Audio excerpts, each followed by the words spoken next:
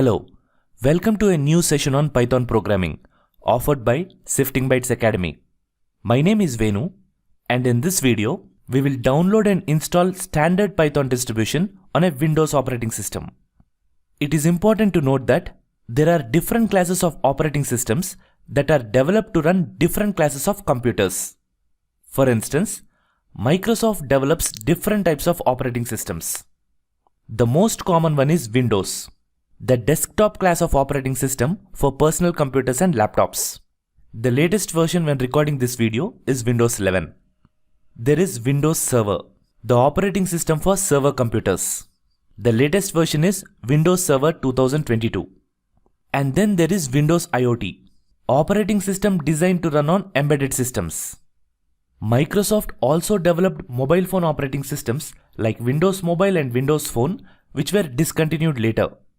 While there are ways to install Python in all these different types of computers with different types of operating systems, we will focus primarily on desktop computers and server computers in this tutorial. First, we will follow the simple and easiest way to install standard Python distribution. We will explore the installation folder and identify various components of the distribution.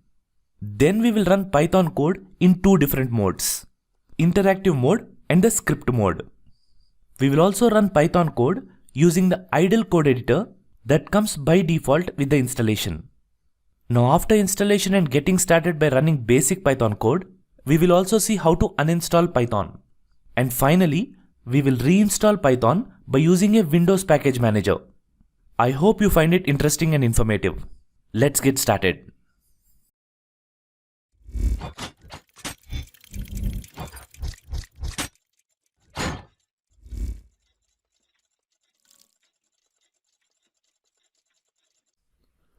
First thing to note is that none of the Windows operating systems have Python pre-installed. As Windows operating systems are mostly written in C, C++ and C# programming languages and have no dependency on Python. On the other hand, many Linux-based operating systems like macOS and Ubuntu have Python pre-installed, as some parts of those operating systems are developed using Python programming language. As Python developers, we spend most of our time developing Python applications in our local development machine, which is generally a laptop or a desktop computer. These are general purpose computers, and Microsoft provides a desktop class of operating system called Microsoft Windows.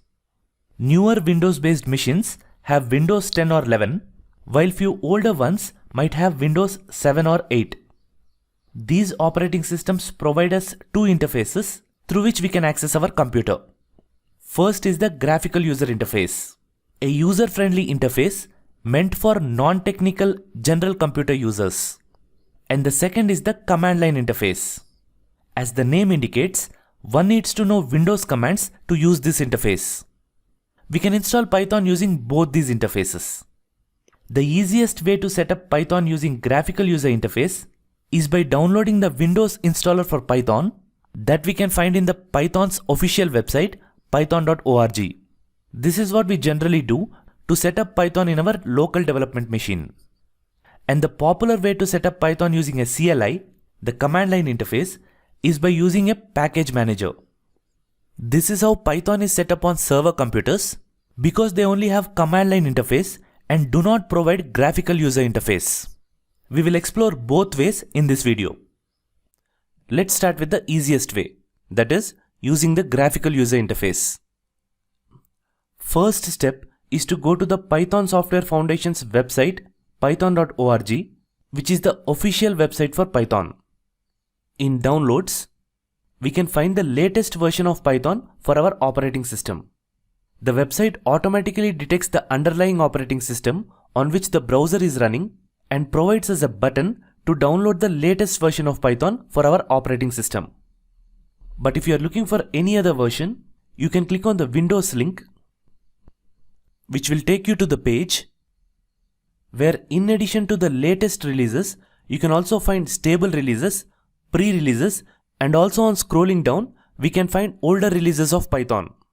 From here, you can pick the version that you want. For example, if you want to go with the stable release 3.10.5, Then you can download the Windows installer 32-bit if you have a 32-bit machine, or a Windows installer 64-bit for newer 64-bit machines. You can find your system type by typing in About Your PC in the Windows search bar next to the Start button. Mine is a 64-bit machine, as are most of the modern systems. But we will go with the latest Python 3 release for this tutorial, as we are learning Python and want to explore the latest cutting-edge features of the language. By clicking on the button, the downloading begins automatically. And in the Downloads directory, we can find the Windows installer executable. Double-click on it to start the installation wizard. In the first box of the wizard, we have two options to choose from. Both options pretty much do the same thing. If we select the first option, Install Now, Python will be installed into the directory that is mentioned here. All the components of the standard Python distribution will be installed in this directory. So it's a good idea to remember it or to make a note of it. It is the most simple and straightforward approach to install Python in our system. But before we proceed with it, let's focus at the two checkboxes at the bottom. The first checkbox is about the Python launcher feature for Windows, which is useful if we want to manage multiple versions of Python in our system. But if you want to include it in the installation, then you can choose to keep it checked and you need to be logged in as an admin user to proceed further. I am logged in as an admin user, so I'll choose to include it in my installation. Later in the course, we will explore something called virtual environments, where we will learn about managing multiple Python versions more efficiently. Now the second checkbox is about the path environment variable. It's best for us to keep it checked, as it will automatically add the installation directory mentioned here to the environment variable called path. But don't worry if you forget to keep it checked before clicking on the Install Now option, as we can also do it manually after the installation process is completed. Here, I will keep it checked. And also note that selecting Customize Installation will allow you to custom select the features to install. It will also allow you to customize the installation location and other options. But let's choose the easier and simpler first option, Install Now. That should kickstart the installation process. It might ask for your permissions on the way. Click Yes to proceed further. It might take a minute or few to finish up. That is it. That's how straightforward it is when using a graphical user interface. Click on Close once the setup is successful. Now that our installation is completed, let's explore the installation folder a little bit now. For that, we need to go to the installation directory location that we made a note of earlier. In my case, this is the installation directory location. In the user's home directory, in the subdirectory app data, further nested deeply in subdirectories local, programs and Python, we can find the Python 310 folder where standard Python distribution is installed. In the Windows Explorer, let's go to that path and explore the various components of the distribution. We should be able to find all these core components of the standard Python distribution in the installation directory we just saw. We should be able to locate the Python reference manual and the Python interpreter software, CPython. Along with them, we should also be able to find the idle code editor software, the standard library, and many utility scripts and tools like pip, pydoc, etc. On going back to the installation directory, in the subfolder doc, we can find the reference manual of Python. It's a very detailed documentation of not only the version of Python we just installed, but has tons of information about Python language in general. You will find everything here that you need to know about Python. Going back to the main directory, the include directory here includes all the C modules, the native libraries, some of which are necessary to run the Python interpreter, as the standard CPython interpreter is developed in C language. Other folders like lib and libs include Python modules which make up the standard Python library. It's very comprehensive in features and good enough for most of our general Python programming needs. In the directory lib and in the subdirectory idle lib, we will be able to find the idle code editor software. We can double click on it to fire up the editor. We will come back to this and write some code in a bit. There are utility tools and scripts in Tools and Scripts directory. For example, pip. Pip is the Python's package manager that comes bundled with the Python installation. It comes in very handy to install third-party Python libraries and also helps us manage them. There are many other useful tools like PyDoc, which helps in documenting our Python programs. And there is also a testing suite tools which help us test our code. We will explore them in depth as we go on in the course. And finally, the most important component, the python.exe file, which is the CPython interpreter.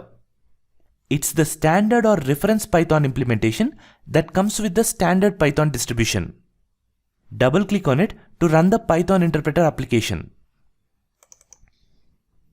That should open up the Python terminal, which is indicated by the Python version number that we just installed and the 3 greater than symbols in the prompt. This is where we can write Python code and run it. This is the interactive mode where Python interpreter is running and actively waiting for us to write Python instructions so that it can execute them here immediately. A Python instruction is a statement written in Python language by following a specific syntax or rules. An instruction is basically a command to a computer to perform some specific action. But our computer understands only machine code and doesn't understand the instructions written in high-level language like Python. Hence, we need a translation software like Python interpreter, which converts the instructions written in high-level language like Python into a low-level language like machine code, which is understood by the computer. On executing a Python statement, it is first translated and then passed on as an instruction in machine code to the computer to perform an action. For example, let's start by taking one of the most common instruction in any programming language, which is to print some text message onto the screen. Say we want to print the text message "Hello World" onto the screen. Python provides us a way to do that. It can be done by putting the text message "Hello World" that we want to print in double quotes and enclose them in a pair of parentheses of the print function. In Python and in most other programming languages, text messages are always represented by putting them in quotes. So, we used double quotes to represent our text message and passed it to the print function provided by Python. We will learn about Python functions in depth later, but to put it in simple words, a function is something which performs a specific task. A group of related actions make up a task. So basically, a group of related instructions make up a function. The print function here receives the text value passed to it in a pair of parentheses and prints it onto the Python's terminal. A terminal is also commonly referred to as the console or the screen. We can type in the instruction on the Python terminal and press Enter key to execute it immediately. Python interpreter executes the statement, displays the output, and again waits for our next instruction. This mode, where the Python interpreter is actively interacting with us, is called the interactive mode or REPL mode. REPL stands for Read, Evaluate, Print, and Loop. In the interactive mode, the Python interpreter reads our instruction as the user input, evaluates the input, displays the output to the user if necessary, and repeats the process again. REPL interactive shell is the place where we can instantly play around and try out Python code. This mode comes in very handy for testing out tiny code snippets, for its syntax or for some output. Python interpreter will throw an error if it finds any syntax error in the code. For instance, we are supposed to put the text message in the matching quotes. That's the rule. That's the syntax that we should follow in Python. If we don't follow the syntax, Python interpreter while reading the code will figure out this mistake and throw us an error message at the console. This is how we can work in interactive mode. But this is not how we run real-world Python applications. For that, we have something called file mode. We will get to it in a bit. Now the way we invoke the Python interpreter to run in interactive mode is by going to the installation directory using the Windows Explorer graphical user interface and double-clicking on the python.exe file we find in here.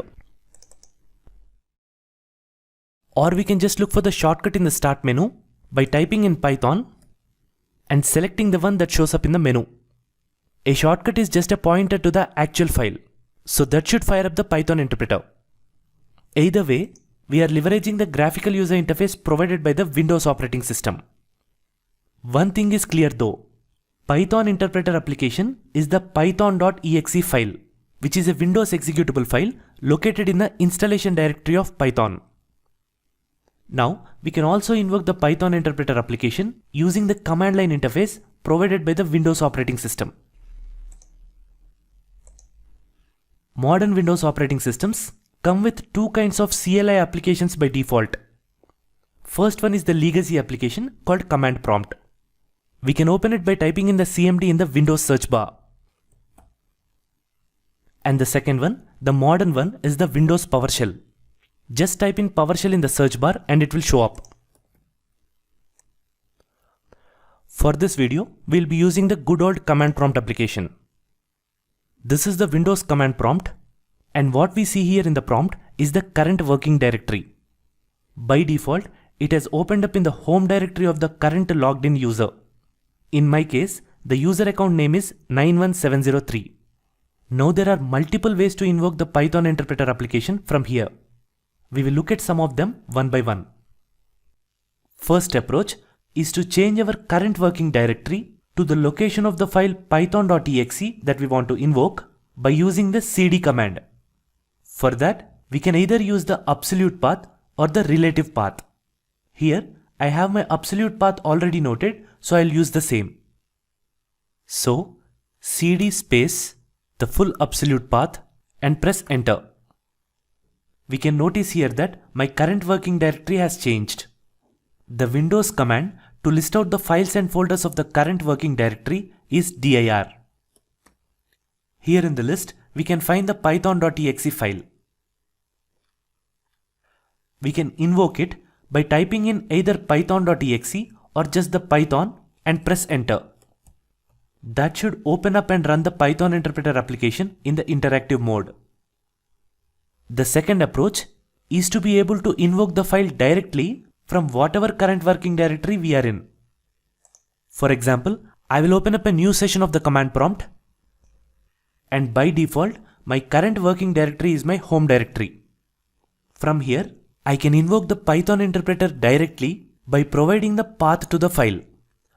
It could be an absolute path or the relative path with the file name at the end that we want to open. That is the python.exe, or just Python should also work. This way, we don't really have to change our current working directory to the Python installation folder every time we want to run our Python interpreter application. By the way, we can exit the interactive mode of Python by typing in exit with a pair of parentheses and press enter. Anything with a pair of parentheses is a function, so exit is a function. Alternatively, we can also type in quit function, or by using a keyboard shortcut Ctrl+Z and pressing enter. That will take us back to the Windows terminal. A Windows command to clear up the screen is cls.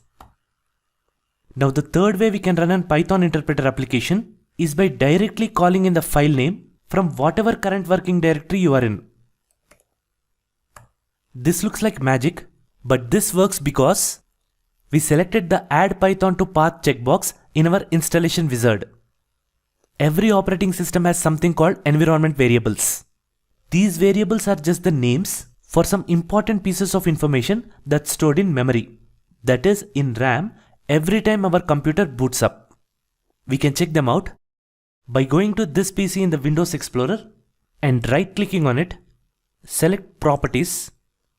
On the right side of the window, go to the Advanced System Settings and click on the Environment Variables button. This opens up a new window where we can see a list of environment variable names in the left column and their values in the right. Notice that there are two types of environment variables: system variables and user variables.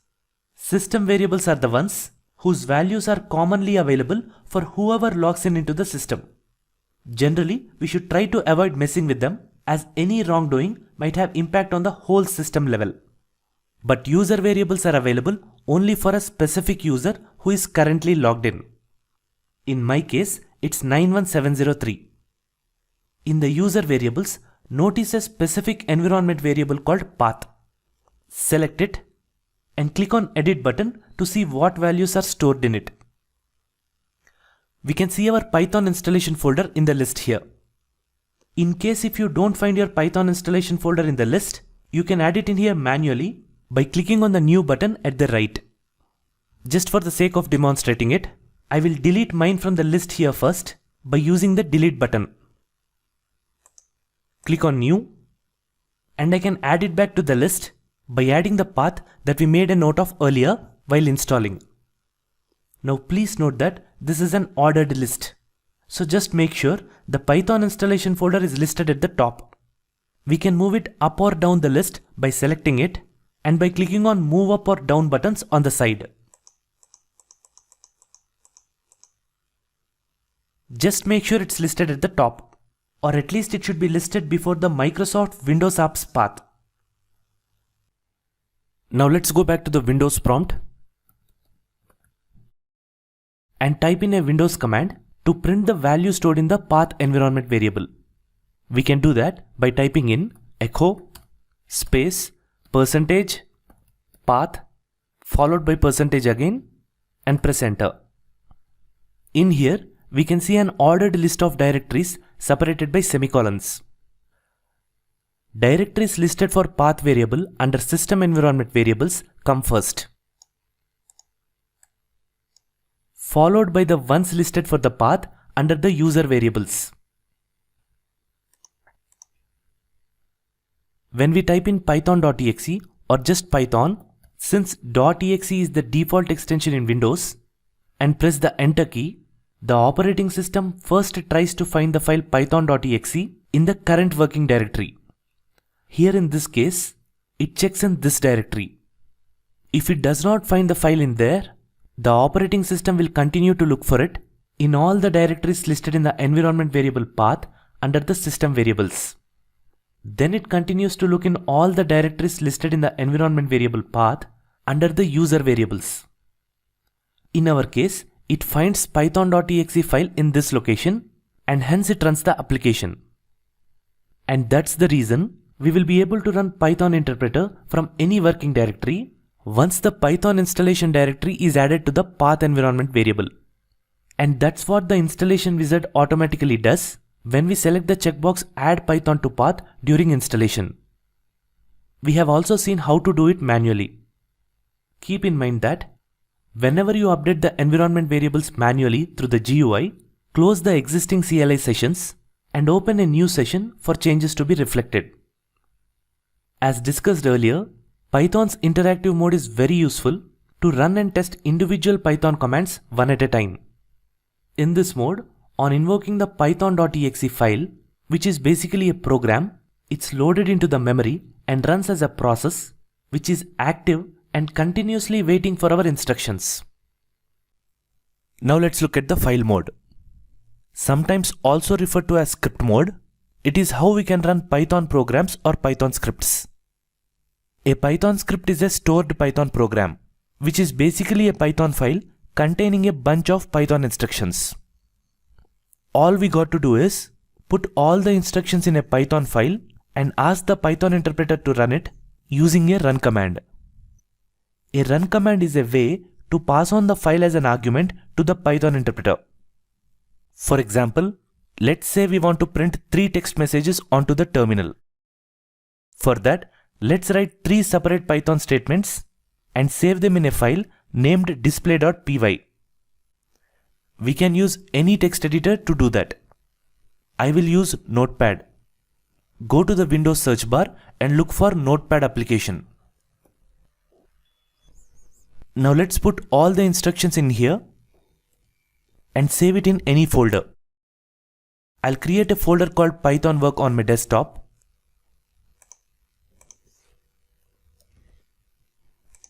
And I will save my file in there.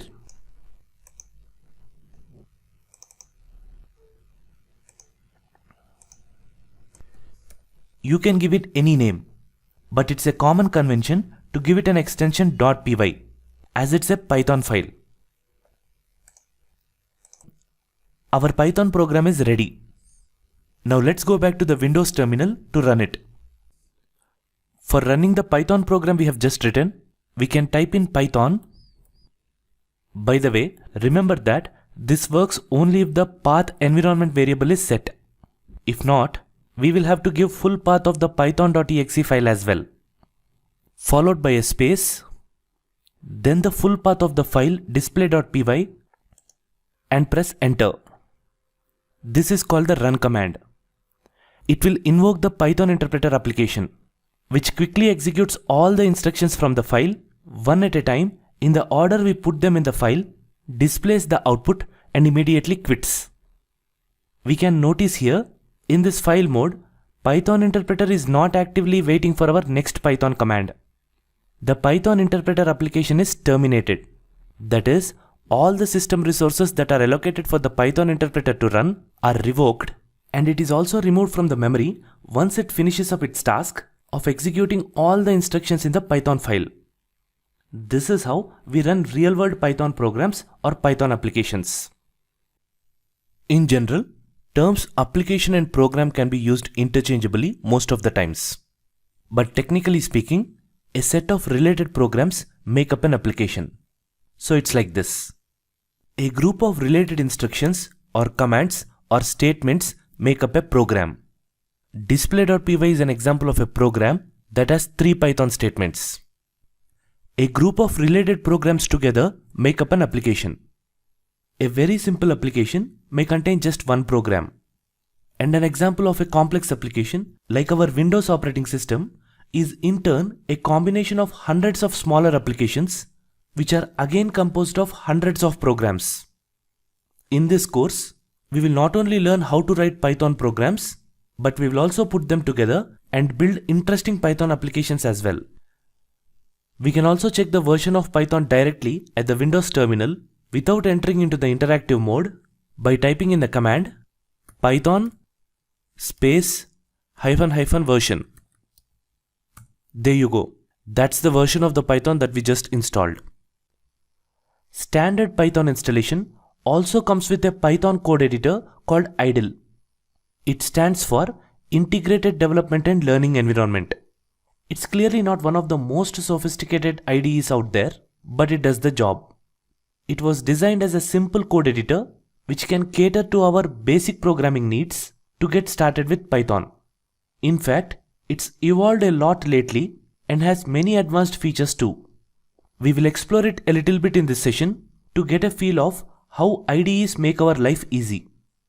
But we will be using other IDEs like Sublime Text, VS Code, and Jupyter Notebook extensively in the course, because that's what we use when developing real-world projects. To open up the IDLE code editor, in the Windows search, type in IDLE and look for the shortcut in the list and click on it. That should fire up the code editor. By default, it opens up the IDLE console in the interactive mode or the REPL mode. Here, we can type in Python commands one by one and test them. Here at the top, we can find in few commands as hinted by the Python interpreter itself. They are not the commands that we use for our programming, but you can type in and explore them a bit for some information about Python. For example, we can type in credits to check out some of the organizations that have contributed to the Python development. Also go through the license document of the Python if you get a chance. It's very interesting. The most important of this is the help command. Type in help and press enter. It will show us how to use the help command itself. For instance, if we want to seek help in understanding a specific Python command, say print, we can type in help print and press enter. It gives a brief description of how to use the print function. Or you can enter into the interactive help mode by typing in help. Here we can directly enter the keyword that we want to look up. We will learn more about this help utility function in depth in one of the next videos. To quit this help utility and return to the interpreter, just type in quit. Now in addition to the interactive mode, idle also supports file mode. To write a Python program, we can go to the top menu bar, click on File, select New File, and write our Python instructions in there. You will notice that idle provides syntax support. It is providing us hints as we type in the command. It also provides syntax highlighting to quickly spot keywords, variables, and symbols in our code. It makes reading and understanding code much easier. Once we are done writing all the Python statements, we can save them as a program in a file. In the top menu bar, go to File, select Save As. On my desktop, in the Python work directory, let's save it as a file named demo. It will be saved with a .py extension automatically as we are doing it through the idle code editor. Now to run the program, at the menu bar at the top, go to Run and select Run Module. That should run our Python program in the file mode. And we can check out the output at the idle console. Now that's about the idle code editor in brief. As we can see here, it's a simple code editor provided for us out of the box to get quickly started for learning Python language. It is not meant for developing real-world Python projects. We have other advanced IDEs for that. We will learn about them in the next videos. To quickly recap what we have done till now, we have learned how to install standard Python distribution on a Windows operating system using graphical user interface. We then explored the installation folder of Python and identified the core components of the distribution. Then we went on to run Python code in both interactive mode and in script mode using a run command at the Windows command prompt. After that, we also explored idle code editor a little bit and used it to run Python code in both interactive mode and in script mode. Finally, we will see how to uninstall Python from our system. It's a simple process. First step is to go to the control panel. Select Programs. Select Programs and Features. And look for Python in this list. Along with the actual Python application, we also see an application called Python Launcher in the list. We will learn about Python Launcher in one of our next videos. But for now, we will delete both. Select Python Launcher, right-click on it, and select Uninstall. Choose Yes. It may take a minute, and that should remove the Python Launcher application. Let's do the same for the actual Python application as well. Select Python, right-click on it, and select Uninstall. Again, it might take a couple of minutes for removing Python from our system. That should also delete the Python installation directory. So there is no point in holding its location in the environment variable path. Hence, it cleans it up as well. That is, it automatically edits the path environment variable and removes the Python installation directory location from the list. Let's verify it manually. In the Windows Explorer, go to this PC, right-click on it, and select Properties. On the right side of the window, select Advanced System Settings